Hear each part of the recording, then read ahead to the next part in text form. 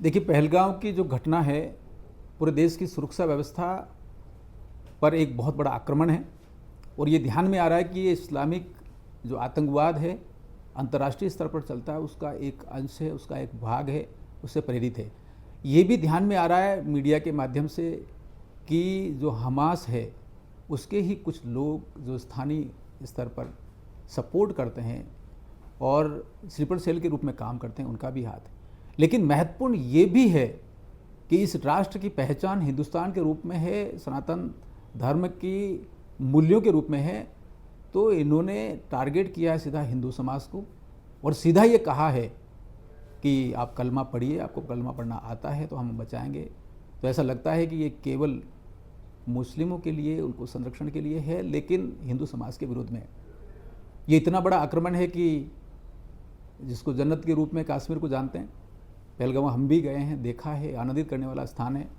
लेकिन इस देश की जो आर्थिक व्यवस्था है उसको भी तोड़ने की कोशिश की है और देश की जो छवि है अंतर्राष्ट्रीय स्तर पर बनती जा रही है कि हाँ, हम वो हैं जो विकसित भारत की तरफ तेज़ी से आगे बढ़ रहे हैं। जब स्वतंत्रता के 100 वर्ष पूरा कर रहा होगा देश, तब परम वैभव होगा। मुझे लगता है उस आत्मविश्वास को भी कहीं तोड़ने की कोशिश की है, लेकिन उनको समझना चाहिए जो नापाक इरादे लेकर, मंसूबे लेकर इस देश में आते हैं और देश में करीब 100 किलोमीटर अंदर आके फिर ये उत्पाद करते हैं, आतंक फैलाते हैं। मुझे लगता है ये देश का जो समय है वो नरेंद्र भाई मोदी जी का समय है।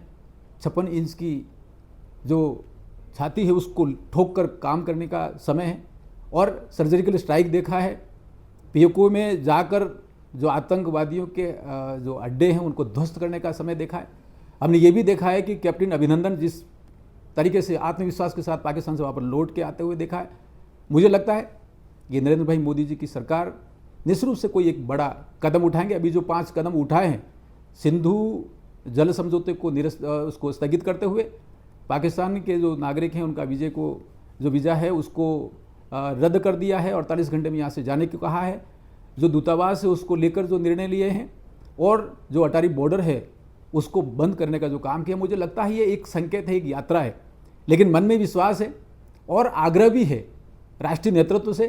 कि एक बार ऐसा कदम उठाएं कि इतिहास याद करें और जो देश की सुरक्षा को जो हानि पहुंचाते हैं वो सारे तत्व एक बार समझ जाएं कि हाँ, ये भारत है, उसकी तरफ आंख नहीं उठाना चाहिए, ऐसा मुझे लगता है।